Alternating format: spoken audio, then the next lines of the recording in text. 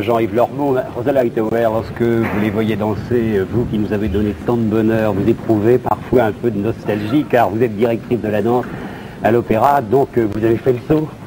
Vous savez, quelquefois je suis jaloux. Jaloux? Oui, même souvent. Oui. Parce que quand je vois des jambes, des merveilleuses jambes, qu'ils ont tellement avec des pointes magnifiques, magnifique corps de notre ami qui est un très bon, magnifique partenaire, M. Lormeau. Et je me rappelle que souvent, le grand problème des danseuses de notre temps, c'était le partenaire. Je trouve le couple est merveilleux et je suis jaloux. Mais parfois, il vous arrive de vous regarder sur une bande, de vous revoir, de revoir quelque part. Vous savez, quelquefois, je le fais, mais très rarement, parce que je n'aime pas ça, je n'aime pas ce que je vois. Et vous arrivez à faire le bon transfert sur ceux que vous dirigez aujourd'hui, que vous conseillez, que vous aidez? C'est assez difficile. Vous savez, avant, je pouvais m'enfermer et travailler et sans que je fasse un peu de progrès.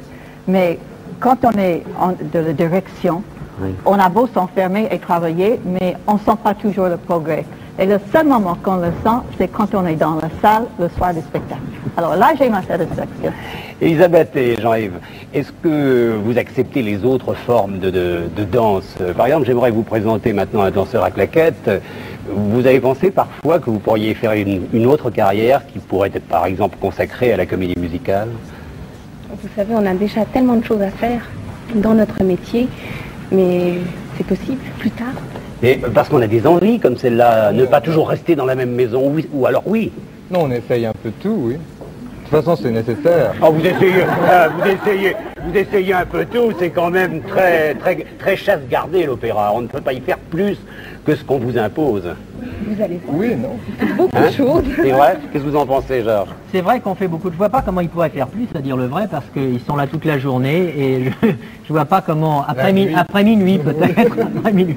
Non, mais c'est Gwen Baird et Karen Freshen.